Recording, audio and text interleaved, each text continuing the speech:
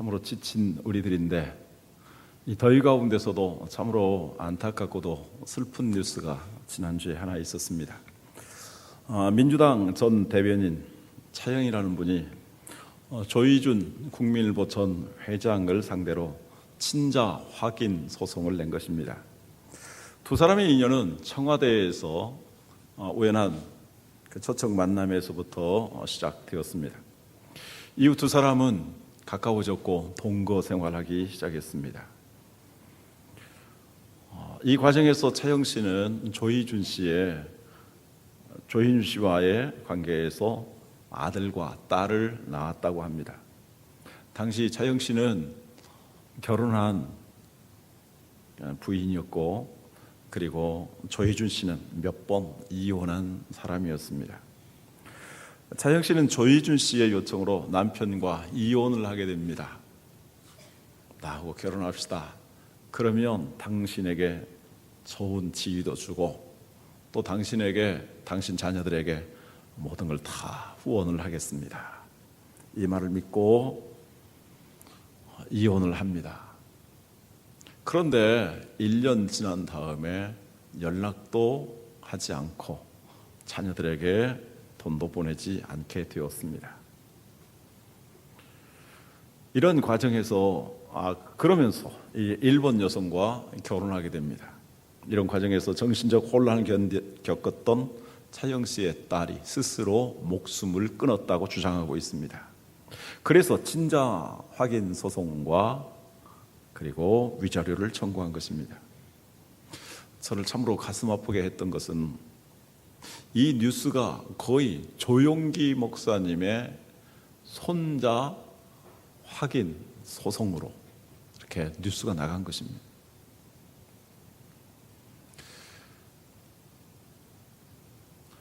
아들의 잘못인데 아버지의 이름이 떠오르는 것입니다.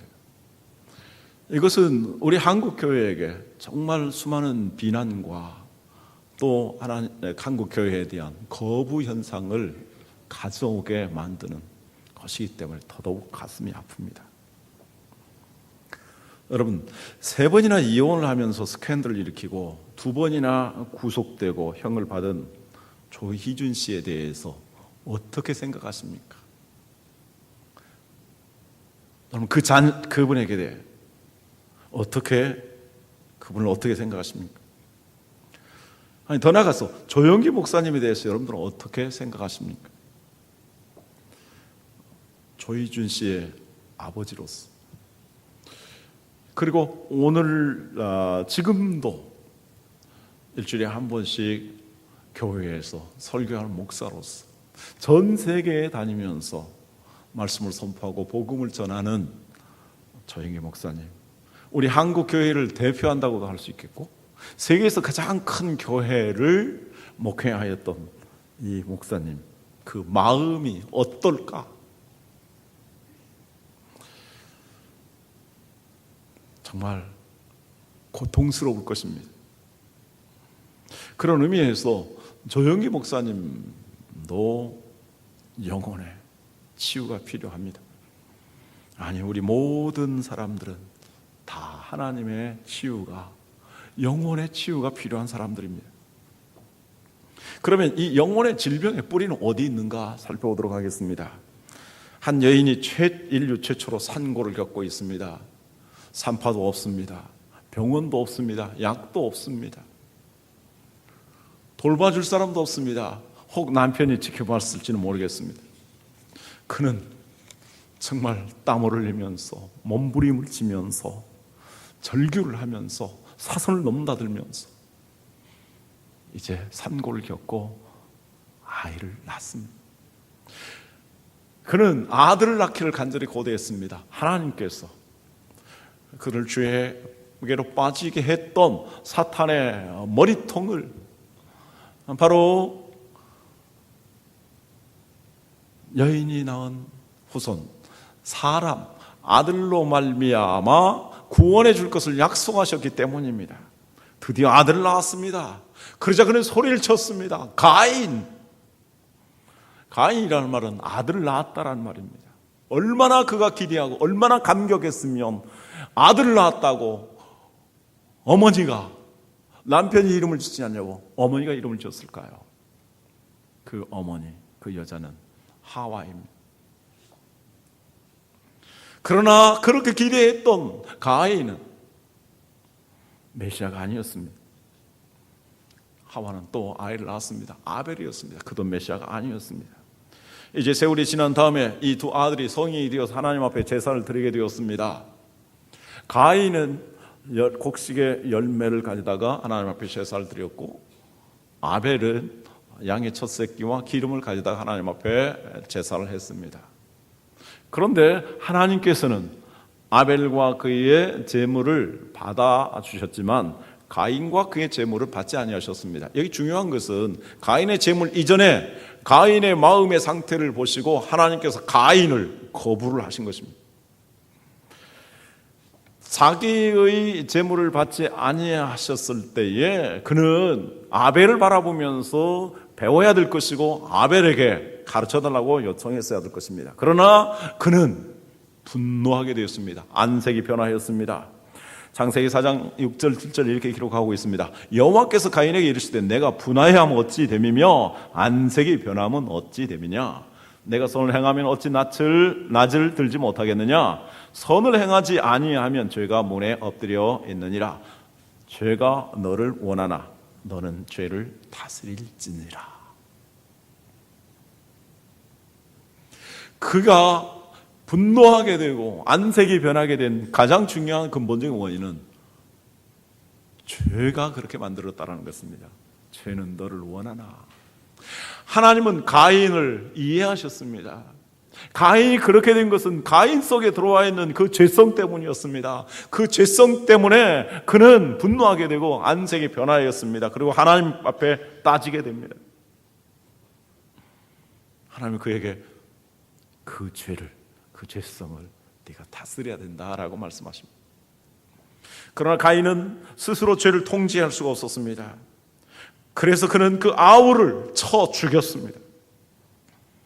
하나님께서 가인에게 추궁하십니다. 내 아우가 어디 있느냐? 하나님, 내가 내 아우를 지키는 자입니까? 나는 알지 못합니다. 이렇게 잡아떼면서 하나님 앞에 반항하듯이 이야기합니다. 하나님은 그에게 책망하십니다. 내 아우의 피소리가 땅에서 내게 호소하고 있다. 내가 내 아우의 피를 땅에 쏟았으므로 내가 땅에서 저주를 받을 것이다. 너는 밭을 갈아도 땅이 효력을 내지 못할 것이며 땅에서 유리하며 방황하는 사람이 될 것이다 라고 말씀합니다. 하나님, 내 죄값이 너무나 중하여서 내가 견딜 수 없습니다. 사람들이 나를 죽이면 어떻게 하겠습니까? 그때 하나님께서 그에게 말씀하십니다. 내가 너의 생명을 지켜 보호하겠다. 너를 죽이는 자에 대해서는 벌을 7배나 더할 것이다 라고 말씀합니다. 저는 이 시점에서 가인을 이해하시는 하나님에 대해 생각합니다. 만약에 제목을 붙인다면, 제가 이 부분에 대해서 설교를 한다면 가인의 하나님이라고 하고 싶습니다. 하나님은 가인의 그 분노와 가인의 살인이 그 죄성 때문에 나온 것을 잘 알고 계십니다. 그리고 하나님께서는 그 가인에게 회개할 수 있는 기회를 주십니다. 그래서 지켜 보호하겠다고 약속하십니다. 그 가인을 이해하시고 가인에게 기회를 주시는 하나님이십니다. 그런데 여기서 그 아들의 모습을 보았을 아버지와 어머니 아담과 하와의 마음이 어땠을까요? 정말 가슴이 찢어지게 아팠을 것입니다. 하나님에 대해서 반항을 하고 분노하며 자기 동생을, 하나님 앞에 올바른 제사를 드린 자기 동생을 쳐 죽이고, 그리고 하나님의 곁을 이제 떠나서 타락한 조상이 된 그 가인을 생각할 때 아담과 하와의 마음이 무너져 내리고 찢어지게 되었을 것입니다. 바로 자기 자신들이 지은 죄가 이 아들을 이렇게 만든 것입니다. 노아, 그는 성경에 이렇게 기록하고 있습니다. 하나님과 동행하였었고 의인이었었고 당시의 완전한 자였습니다. 그는 하나님의 약속대로 방주를 만들어서 이제 하나님의 심판을 받지 않냐고 심판에서 구원을 받았습니다. 수많은 사람들이 이제 가인의 후예를 따라서 하나님이 사람 지으셨음을 한탄하셨을 때 그는 오롯이 그의 가족들과 더불어 하나님을 경외했던 사람입니다.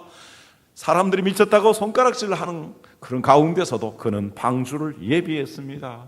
수십 년의 세월에 걸쳐서 방주를 만들었고 드디어 그는 구원을 받았습니다. 얼마나 경건한 하나님의 사람이었으며 하나님 말씀에 순종했던 사람이었습니까? 그가 방주에서 나오자 하나님 앞에 제사를 먼저 드렸습니다.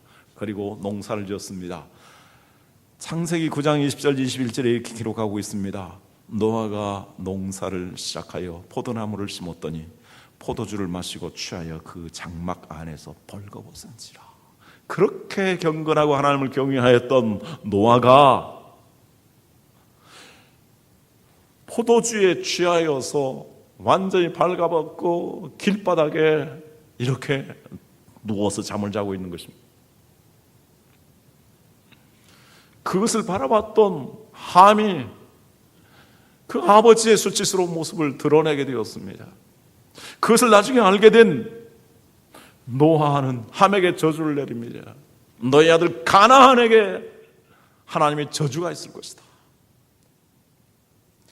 여러분, 하나님을 경외했던 노아도 이렇게 죄 가운데 빠져가는 그 모습을 봅니다. 정말 추태를 드러내며 치욕스러운 모습을 보이고 있습니다. 그리고 그 아들의 아들을 저주할 수밖에 없었던 노아의 마음이 어땠을까요? 다 죄 때문입니다. 바울, 그는 하나님을 잘 경외하는 사람이었습니다. 그러나 그는 예수 그리스도를 믿는 사람들 잡아 죽이는데 앞장섰던 살인자였습니다. 포행자였습니다. 근데 그가 변화되었습니다. 예수를 믿었습니다. 예수를 믿은 다음에 그는 하나님의 뜻대로 살려고 노력을 합니다. 그런데 그는 이러한 고백을 합니다. 로마서 1장 19절 이하에 내가 원하는 바 선은 행하지 아니하고 도리어 원하지 아니하는 바 악을 행하는도다. 내가 만일 원하지 아니하는 그것을 하면 이를 행하는 자는 내가 아니요 내 속에 거하는 죄니라. 그러므로 내가 한 법을 깨달았노니 그 선을 행하기 원하는 나에게 악이 함께 있는 것이로다. 내 속사람으로는 하나님의 법을 즐거워하되 내 지체 속에서 한 다른 법이 내 마음의 법과 싸워 내 지체 속에 있는 죄의 법으로 나를 사로잡아 오는 것을 보는도다. 오호라, 나는 곤고한 사람이로다. 이 사망의 몸에서 누가 나를 건져내랴. 그러나 하나님을 잘 섬기려고 했습니다. 그러나 그는 자기 안에 자리 잡고 있는 이 죄성이 자기를 쓰러뜨려서 자기 자신이 죄에게 지도록 만든다는 것입니다. 그래서 하나 깨달았는데 죄는 법이라는 것입니다. 이 법은 자연법을 가리킵니다. 물은 위에서 아래로 내려가는 법인 것처럼, 그래서 죄와 사망의 법이라고 로마서 8장에서 말하고 있는데, 모든 사람들은 사고나고 병들고 늙어서 죽게 되는 법이듯이 모든 인간들은 죄성을 가지고 태어나고 모든 인간들은 죄를 짓다가 그 죄로 말미암아 죽게 된다라는 그 법을 깨달았습니다. 오호라, 누가 이 사망의 몸에서 나를 건져내랴 하면서 그는 절규하고 탄식하고 있는 것입니다. 그래서 그 깨달은 결론이 있습니다. 로마서 3장 9절에 12절 같이 읽습니다. 그러면 어떠하냐? 우리는 나으냐? 결코 아니라. 유대인이나 헬라인이나 다 죄 아래 있다고 우리가 이미 선언하였느니라. 기록된 바 의인은 없나니 하나도 없으며 깨닫는 자도 없고 하나님을 찾는 자도 없고 다 치우쳐 함께 무익하게 되고 선을 행하는 자는 없나니 하나도 없도다. 이 세상에 스스로 도덕적으로 의인인 사람은 한 사람도 없다라는 것입니다.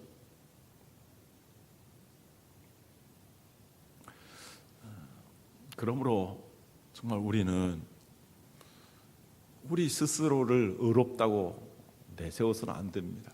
사람의 도덕이라는 것은, 사람의 윤리라는 것은 도토리 키재기에 불과한 것입니다. 50보 100보입니다. 정말로 중요한 인간의 근본적인 죄는 무엇입니까? 하나님을 알지 못하고 하나님께 감사하지 못하고 하나님께 영광 돌리지 못하는 것입니다. 그래서 모든 사람들은 다 죄인이요 죄에 팔렸고 의인은 한 사람도 없다라는 것입니다. 따라서 우리는 두 가지를 생각해야 합니다. 정말 내 자신이 근본적으로 이러한 죄성을 받은 죄인이다. 그리고 또 하나는 모든 사람들도 다 똑같은 죄인이다. 불쌍한 죄인이라는 것입니다. 누가 돌을 들어서 다른 사람을 향해서 던질 수 있는 의로운 사람이 있습니까?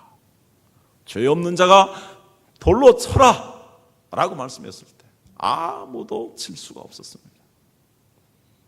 누가 누구의 죄에 대해서 감히 자기는 의로운 체 하면서 비난할 수 있겠습니까? 아무도 할 수 없는 것입니다. 오늘 성경의 본문은 당시 이스라엘 백성들이 모세에 대해서 원망하는 배경을 말하고 있습니다. 이스라엘 백성들이 이제 이집트를 탈출해서 시나이 광야를 지나가게 되었습니다. 대다수의 사람들, 여호수아 갈렙 외에는 다 모세를, 하나님을 원망하고 비난하였기 때문에 하나님께서 40년 동안 맴돌게 하면서 다 그들을 죽기를 기다렸습니다. 이제 드디어 새로운 시대가 태어났고 그들이 성장하여서 이제 가나안 땅에 들어가기 직전입니다. 그런데 한 산악 지형을 통과해야 되는데 에돔 직속이 강하게 반발하면서 통과하지 못하도록 합니다. 그래서 모세는 하는 수 없이 둘러서 광야길을 가도록 했습니다. 그러자 많은 사람들이, 아니 거의 모든 사람들이 다 원망합니다. 하나님을 원망하고 모세를 원망하게 됩니다. 그러자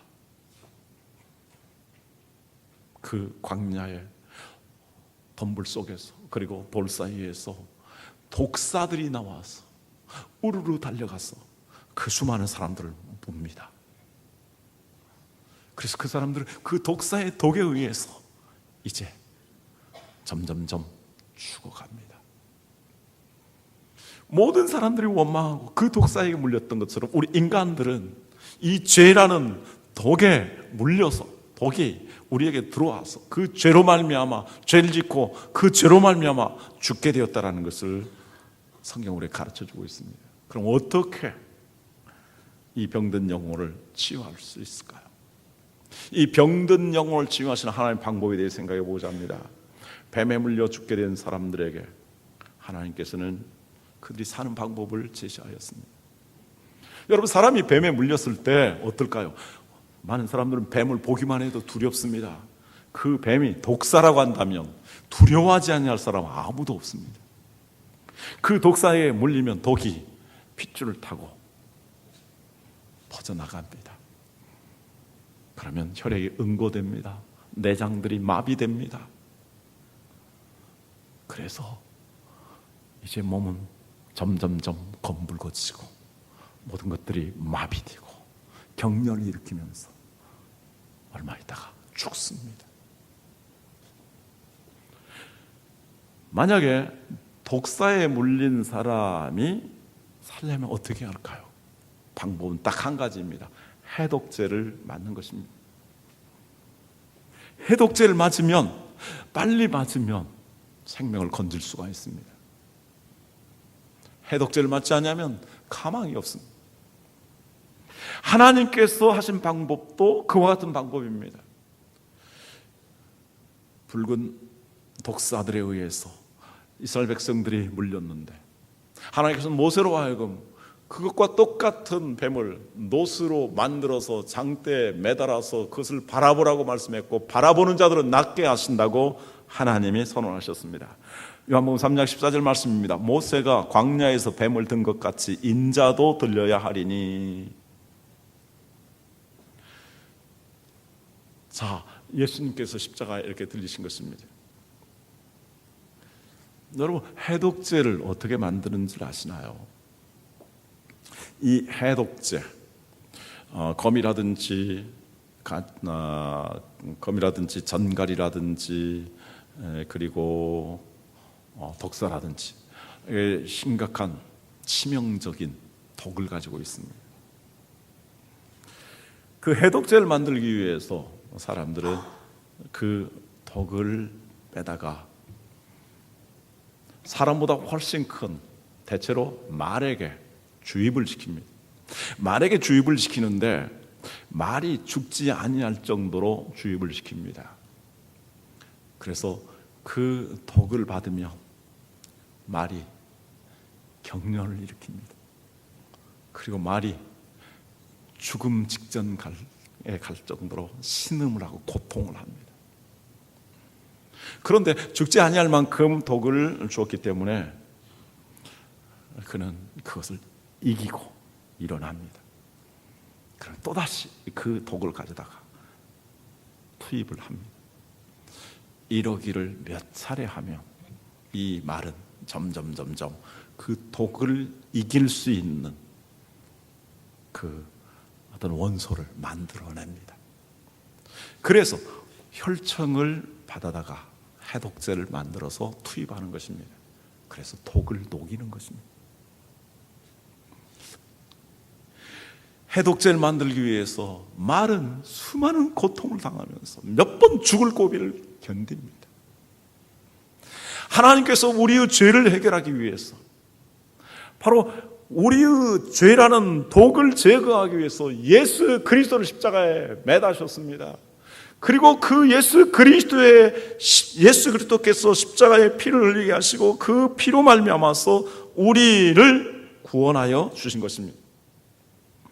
하나님께서 인류를 죄와 죽음과 심판으로 몰아간 죄를 해결하기 위해서 택하신 방법은 성자 예수 그리스도를 이 땅에 보내시되 죄 없는 몸으로 보내시고 대신 우리를 대신해서 죄값을 치르도록 하신 것입니다.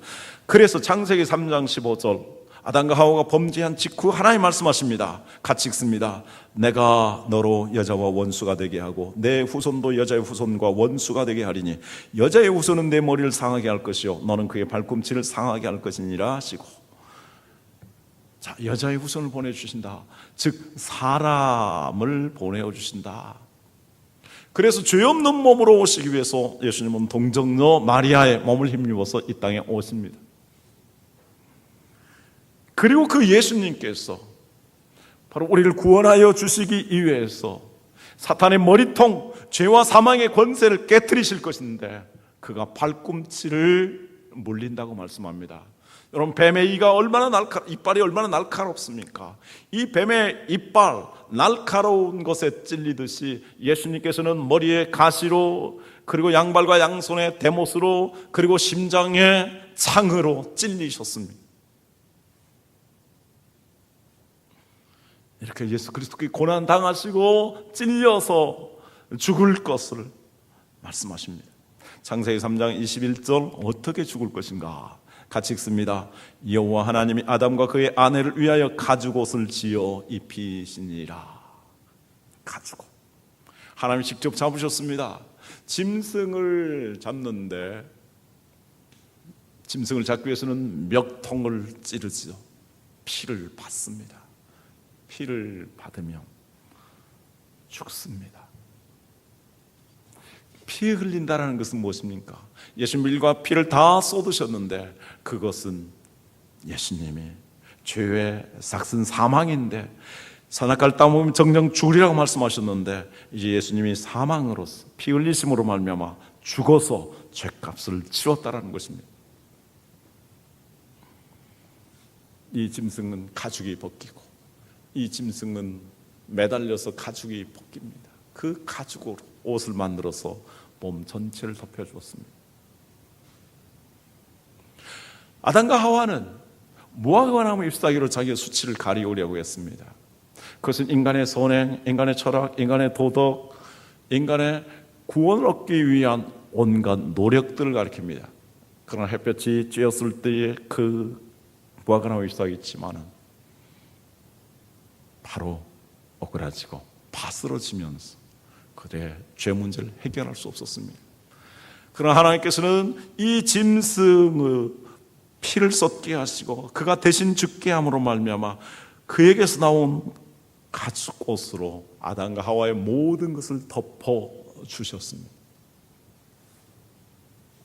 그것이 무엇입니까? 바로 예수 그리스도께서 십자가에 매달려 우리의 죄를 대신해서 피 흘려 죽으신 것을 상징적으로 보여주십니다. 예수 그리스도는, 그리스도의 피는 병든 영혼을 치유하는 하나님이 우리에게 주신 해독제입니다. 요한복음 1장 7절 10절에서 말씀합니다. 같이 읽습니다. 그가 빛 가운데 계신 것 같이 우리도 빛 가운데 행하면 우리가 서로 사귐이 있고 그 아들 예수의 피가 우리를 모든 죄에서 깨끗하게 하실 것이요 만일 우리가 죄가 없다고 말하면 스스로 속이고 또 진리가 우리 속에 있지 아니할 것이요 만일 우리가 우리 죄를 자백하면 그는 미쁘시고 의로우사 우리 죄를 사하시며 우리를 모든 불의에서 깨끗하게 하실 것이요. 예수 그리스도의 보혈 우리 모든 죄를 정결하게 하십니다. 우리 과거 현재 미래의 모든 죄까지 다 정결하게 하시고 우리를 깨끗하게 하시는 보혈이십니다. 그래서 찬송은 이렇게 말합니다. 죄에서 자유를 얻게 함은 보혈의 능력 주의 보혈 눈보다 더히게 맑히는 것. 네, 그것도 2절인 같은 절인데 눈보다 더히게 맑히는 것. 보혈의 능력 주의 보혈 정결한 마음을 얻게 하니 참 놀라운 능력이로다. 부정한 거 부정한 모든 것 밝히시니 참 놀라운 능력이로다. 다시 차합니다. 주의 보혈 능력이 있도다. 주의 피 믿으오. 주의 보혈 그 어린 양의 매우 귀중한 피로다. 그럼 우리가 어떻게 이 하나님의 구원, 하나님 주신 영생을 얻을 수 있을까요? 오직 믿음으로입니다. 하나님의 아담과 하와의 원죄로 인해서 모든 인간들이 영적으로 죽었고 죄성으로 인해서 죄를 지을 수밖에 없고 이 죄로 말미암아 심판받을 것을 다 알고 계십니다. 그래서 하나님 인간을 긍휼히 여기시고 인간을 지극히 사랑하셔서 예수 그리스도를 이 땅에 보내시고 그가 십자가에 매달려 피 흘려 우리를 대신해서 죽으심으로 다 영생을 얻기를 원하십니다. 하나님은 한 사람도 멸망하지 아니하고 정죄받지 아니하고 구원받기를 원하십니다. 창세기 3장, 요한복음 3장 15절 16절 말씀합니다. 하나님이 세상을 같이 읽죠. 이처럼 사랑하사 독생자를 주셨으니 이는 그를 믿는 자마다 멸망하지 않고 영생을 얻게 하려 하심이라. 하나님이 그 아들을 세상에 보내신 것은 세상을 심판하려 하심이 아니요 그로 말미암아 세상이 구원을 받게 하려 하심이라. 여기에 심판이라는 말 히라보로 크리노라는 말인데 정죄라고도 할 수 있고 심판이라고도 할 수 있습니다. 여러 차례 나오는데 정죄라고 해도 괜찮습니다. 오히려 정죄라고 해야 더 적절할 것 같습니다. 한 사람도 정죄받지 아니하고 그 죄를 다 해결해 주시고 이제 심판받지 아니하도록 하신다는 것입니다. 자, 하나님께서 예수 그리스도를 보내시고 그를 믿는 자들이 구원을 받도록 하나님께서 약속하셨습니다. 생명의 길이 우리에게 놓여 있습니다. 바로 생명의 복음을 우리에게 주신 것입니다. 그런데 또 하나의 길이 있습니다. 그것을 믿지 아니하면 정죄 가운데 있고 심판을 받을 수밖에 없다는 것입니다. 이제 문제는 사람의 선택에 달려 있습니다. 인간을 죄와 사망과 심판에서 구원하시는 하나님의 방법과 이 약속을 믿거나 아니면 그것을 불신하고 거부하는 사람 자신에게 달려 있다는 것입니다. 그 옛날 불뱀에 물려 죽어가면서도 그 장대에 달린 정말 다시 보고 싶지 아니한 그 무시무시한 혐오스러운 독사인데 그럼에도 불구하고 하나님의 약속을 신뢰하면서 그 독사를 바라본 사람들은 치료를 받았습니다. 그러나 내가 어떻게 하나님의 그와 같은 믿을 수 없는 약속을 믿을 수 있을까? 이건 믿을 수 없는 일, 상식적으로 이해되지 않는다. 그래서 불신한 사람들, 하나님의 약속을, 하나님의 방법을 거부한 사람들은 치료받을 길이 없습니다. 그래서 성경 이렇게 말씀합니다. 요한복음 3장 18절 이하에 그를 믿는 자는 심판을 받지 아니하는 것이요 믿지 아니하는 자는 하나님의 독생자의 이름을 믿지 아니함으로 벌써 심판을 받은 것이니라. 그 정죄는 이것이니 곧 빛이 세상에 왔을 때 하나님이 자기 행위가 악함으로 빛보다 어둠을 더 사랑한 것이라. 악을 행하는 자마다 빛을 미워하여 빛으로 오지 아니하니 이는 그 행위가 드러날까 함이요 진리를 따르는 자는 빛으로 오나니 이는 그 행위가 하나님 안에서 행한 것임을 나타내려 함이라 하시니라. 믿음의 조상 아브라함도 정말 우상을 숭배하였던 자였고 그는 자기의 아내를 바로 버리고 자기만 살려고 했던 그런 파렴치한 사람이었습니다. 야곱도 마찬가지입니다. 다윗도 간음을 한 사람이었고 다윗도 그 남편을 살인교사죄로 죽인 그런 사람이었습니다. 예수님의 제자들도 예수님을 다 부인했던 그런 사람들이었습니다. 그럼에도 불구하고 하나님의 약속을 믿고 바로 예수 그리스도의 보혈을 의지하였을 때 그런 죄사함을 받고 구원을 받았습니다. 하나님의 자녀가 되었습니다. 그러나 그것을 거부하였던 사람들, 가인과 같은 사람들, 그 후의 사람들, 오늘도 하나님의 이 약속을 거부하는 사람들에게는 이 영혼이 치유받을 길이 없습니다. 그러므로 성경에서 우리에게 말씀하고 있는 가장 큰 죄는 무엇인가?